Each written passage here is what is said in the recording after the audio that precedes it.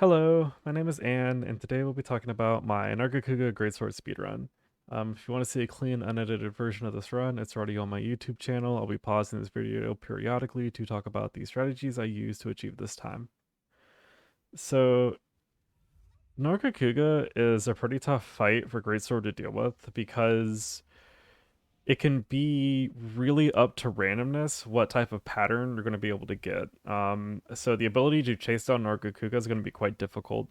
He has a lot of moves that are really highly punishable on reaction, but if he's not using like those specific moves, then he'll be hopping around the arena, and chasing him as he moves around the arena is quite difficult. So for the opener, we're gonna hit him to make him turn and look at us, and then tackle him in the head. I need this tackle to hit him in the head. This is really important because A, I need enough damage to force a head break after the roar, and B, if we don't get a stun on this thing relatively quickly, the run's going to become quite difficult. We have earplugs level 2 to go through this roar. You're not really going to see earplugs come up in the rest of the run unless this thing gets put to sleep, which spoilers, he won't in this one. So this is the only time the earplugs 2 are relevant. Again, having this opener be clean and set up everything else for the fight is incredibly important.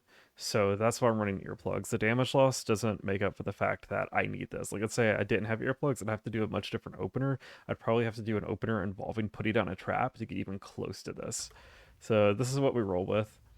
Right here, I'm trying to tackle its head as much as possible, and I'm timing this out. This is timed in a very specific way so I could see which direction he's going, roll, and then chase him with the ACS. Now, if you notice, I intentionally didn't aim to be right on his nose. I want to be to the side of his head, but not too far in, because if I'm too far in, I'm going to hit his neck. But I'm at the side of his head, and I hit him at this angle. The reason I do this is I want to force a side flinch. I know that this is going to break his head 100% of the time because of all the previous damage that's been done. I've done the run way too many damn times.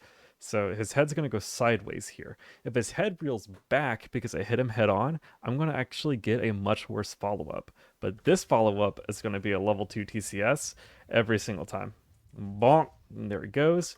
I know that this is going to head flinch. I know these thresholds. I've done this run several times. This is the point in the run where I think, okay, I've made it through the opening. Now everything's going to go to hell. So we're trying to tackle, hoping to hit his head. We don't. And I tackle and end up underneath his head. So at this point, I'm trying to hit his head for stun, and I'm tackling and expecting to have to chase or deal with something.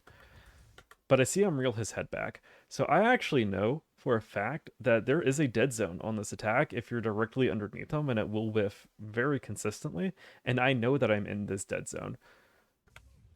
Ta-da! So I very confidently just sit here and charge up TCS level 3. I'm unsure whether or not he's going to put his head in front of me, but I'm just tilting and hoping. Even if it doesn't hit his head, pretty high chance this TCS hits somewhere that's going to get me good damage. But he's a really good boy, so he comes back and we get the TCS for free.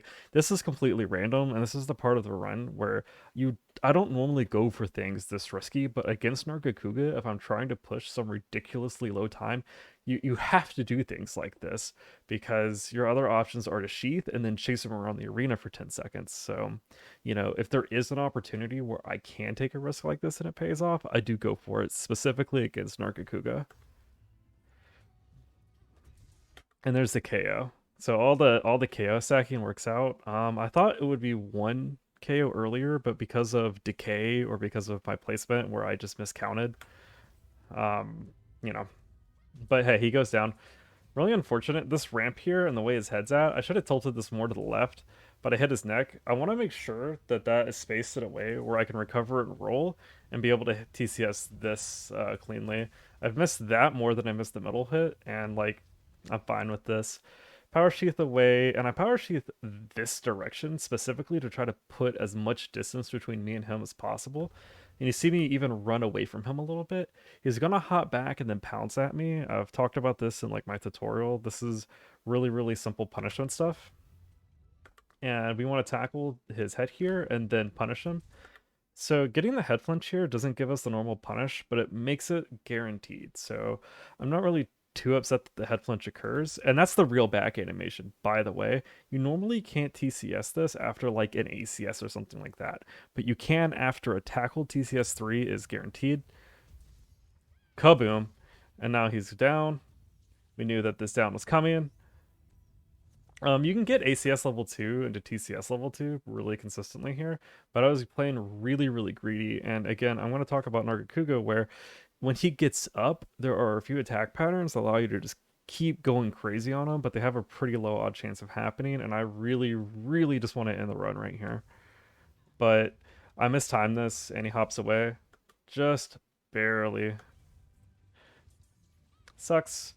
And then we go to put down the shock trap. I don't know why it doesn't come out instantly. I just missed it on the buffer. And that's going to be the end of the hunt.